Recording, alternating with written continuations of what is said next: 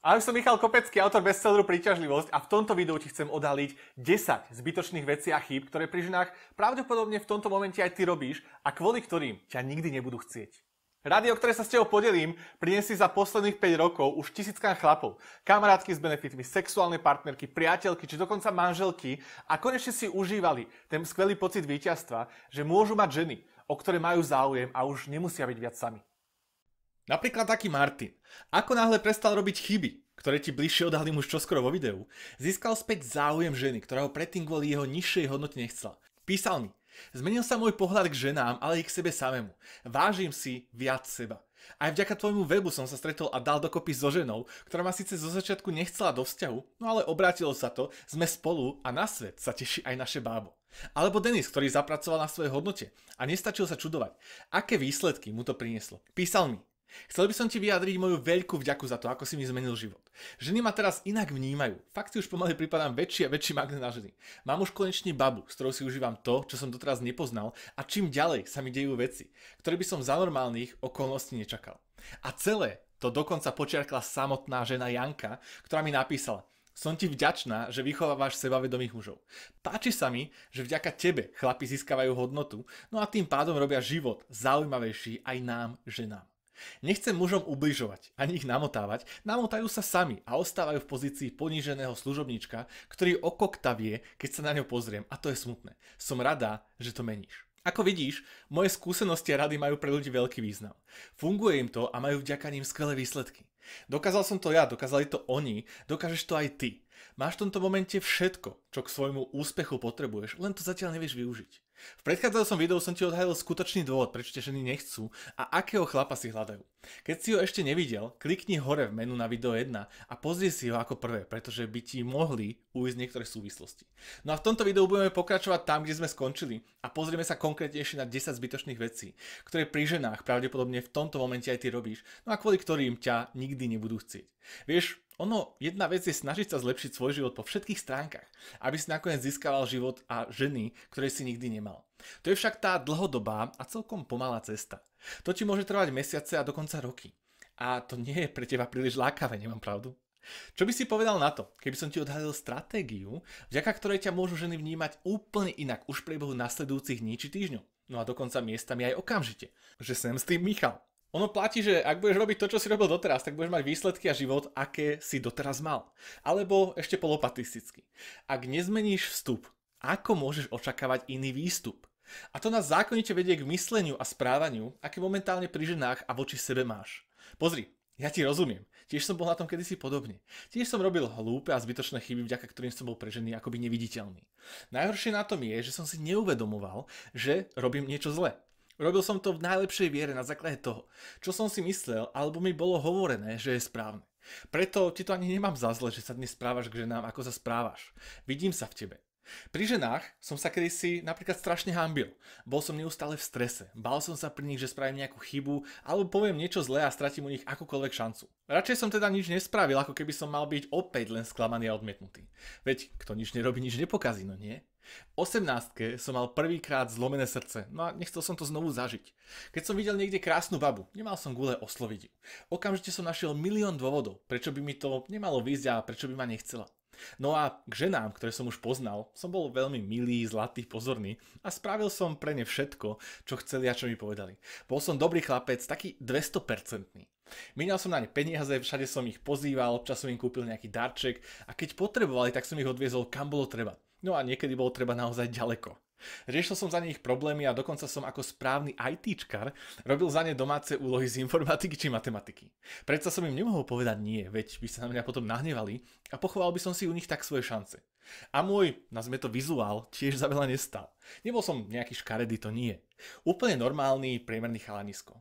Bol som síce vysoký, ale aj riadne chudý. Necvičil som a nestaral som sa o seba. Volali ma špajdlička či špárátko. Niektorí dokonca otík. Vieš, ten z filmu Vesničko má stredisková. Vtedy mi to už fakt nebolo všetko jedno. Obliekal som si to, čo sa mi páčilo a čo som si myslel, že na mne dobre vyzeral. Myslel som si to však ako jediný. Výnimkou neboli ani ponožky v šlapkách či sandálach alebo kockované nohavice s kockovanou košeľou, ktorá mala navyše kapucňu. Vrchol nevkusu, čo ti poviem.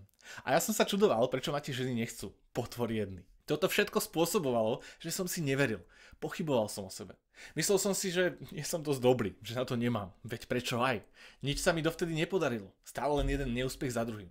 Prečo by to malo byť tentokrát inak? Zvaľoval som to na nejaké šťastie a ospravedlňoval som si to tým, že aj tak sú ti krásne ženy namyslené, hlúpe a idú len po peniazoch a výzore. A s tým som sa aj uspokojoval. Lenže moje negatívne myslenie spôsobovalo, že som sa zle cítil. A to, že som sa zle cítil, ma privádzalo k negatívnemu správaniu a pochybnostiam. No a hádaj, k čomu ma privádzalo to moje správanie a väčšie pochybnosti. Áno, hádaš správne. K negatívnym výsledkom, ktorými som si len potvrdzoval moje pôvodné negatívne myslenie. Začarovaný kruh, čo ti poviem. Keďže som sa žien bál a nezoznamoval som sa s nimi, tak som ich ani veľa nepoznal. Von som chodil len s mojimi kamošmi, ktorí na tom boli podobne ako ja. Keď sme išli niekam von, tak sme babi len odčumovali a nikdy sme sa k ničomu neodhodali. Stáli sme tam ako teplé údy vo vode. A fantazírovali sme o tom, aké by to bolo, keby... A keď som už nejakú ženu konečne nejakým zázrakom spoznal, tak som mal od toho očakávania. Hneď som si robil nádeje, že by to s ňou mohlo výjsť. A ja som začal tlačiť na pilu. Keď som sa s ňou mal stretnúť, tak som jej neustále pripomínal, ako sa na stretnutie teším a dookola som o tom rozprával. A keď náhodou jeden deň nemohla, či niečo jej do toho došlo, tak som ju volal hneď na druhý deň a pýtal som sa, kedy sa vidíme a kedy má ten čas. Neustále som im vypisoval, vyvolával, no a jednoducho som ich chcel viac ako oni mňa. A to bol ten problém. Aj keď som im bol spočiatku sympatický, tak týmto som to takmer vždy na plnej čiare zabil. Nevedel som ani, o čom a ako sa mám so ženami baviť, keď už prišiel na rozhovor. Čo sa ich mám vôbec pýtať. A tak som sa ich pýtal rôzne nudné a otrepané otázky, ktoré im už v minulosti predo mnou položilo 2538 chlapov, ako kam chodia do školy, kde pracujú, či majú súrodencov, čo majú nové, čo dnes robili, a oni mi na to aj patrične odpovedali. Teda stroho, jednoslovne a občas neodpovedali vôbec a ignorovali ma. Zasekol som sa a nastávalo trápne ticho. Vôbec som pri bavení sa so ženami nemal dobrý pocit. No a ten pocit som potom prenášal aj na ne. A kto sa chce baviť s človekom, pri ktorom nemá dobrý pocit? Nikto. Navyše, bol som len tuctový priemerný chalan ako všetci ostatní. V ničom som nevynikal. Bavili ma počítače, hrával som hry a pozeral som telku. Nemal som žiadne mimoškolské aktivity a na ničom extra som nepracoval. Chodil som len maximálne si zakopať do lopty s kamošmi a naspäť domov. Nestaral som sa o to, čo so mnou niekedy bude. Mal som strechu nad hlavou, čo do úzda stále ma živili rodičia, teda moja mamina. A tým, že sa o mňa stále staral niekto druhý, nemal som ani potrebu sa starať sám o seba. Nikto ma nenaučil narábať s peniazmi a zarobiť ich. Míňal som viac, ako som si mohol dovoliť. No a väčšinou to bolo na hlúposti. Začal som si robiť dlhy, aj keď som vedel, že to je zlé. Dokonca si pamätám obdobie, kedy som nevedel, z čoho zaplatím ďalší účet za telefón a párkrát sa mi dokonca stalo, že ma pre neplatenie odpojili. Peniaze ma obchádzali obklukou. A to nehovorím ešte o tom, že som si nemohol dovoliť ani zobrať nejakú ženu niekam na výlet či večeru, zabezpečiť ju či postaviť si vlastný dom, keďže mne by asi hypotéku nedali. Asi ma chceš po tomto všetkom zobrať na ruky ako malé mačiatko, ktoré na teba smutne pozerá tými malými očkami, pohľadkať ma a pofúkať mi všetky ti rady. Nech to znie akokoľvek strašidelne a pri mnohých týchto bodoch si sa našiel a prikyvoval si, že aj ty si na tom momentálne podobne, dovol mi povedať ti, že som za to vďačný. Nič na tom by som nemenil. Pretože som to bral ako skúsenosť. Vedel som, že to, čo robím, mi nefunguje. Teda neprinášalo mi to výsledky, aké som chcel. Vieš, ako introvert mám v jednom celkom výhodu. Mám vynikajúce analytické myslenie a rád sa o veciach babrem. Keď mi niečo nevíde, snažím sa pochopiť, prečo sa to stalo. Pri dostatočnom počte odmietnutí, sklamaní a neúspechov som začal chápať, že asi robím niečo zle. A bol už len kročík k tomu prestať tieto veci robiť. No a hádaj čo?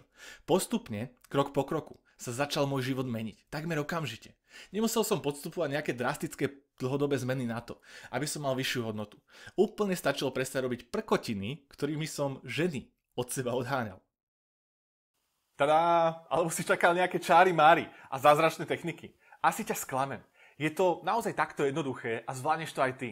No a nepotrebuješ tomu žiadne špeciálne zručnosti. V tomto momente už máš všetko, čo k tomu potrebuješ. Prvým krokom, aby si zvýšil svoju hodnotu, je, aby si prestal robiť veci, ktoré tvoju hodnotu znižujú. Dáva ti to zmysel? No a krok druhý.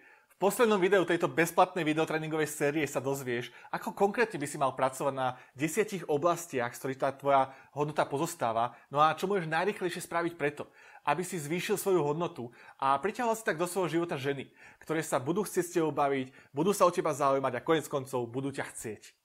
Informáciu o tom, kedy bude toto tretie tréningové video prístupné, ti pošlem už čoskoro na e-mail, takže ho v najbližších dňoch určite sleduj. Ak sa ti toto video páčilo a našiel si sa v ňom, tak klikni na to facebookové tlačidlo pod týmto videom a zdieľaj ho so svojimi priateľmi. Budú ti vďační, keď sa s nimi len podelíš a nikdy nevieš, ktorému priateľovi ty môžeš pomôcť. Ešte než sa pustíme do tretieho videa o zvyšovaní tvojej hodnoty, tak mi napíš dolu do komentárov, čo je podľa teba najúčinnejší spôsob, ako mať v očiach ženy vyššiu hodnotu. Svojou odpoveďou sa tak zaradíš do žrebovania o najnovší prémiový kurz Chlap 2.0, ktorý ti predstavím už čoskoro. Sleduj teda najbližších dňoch svoj e-mail a pamätaj, nenaháňaj ženy. Nauč sa ich priťahovať úplne prirodzene a staň sa magnetom na ženy.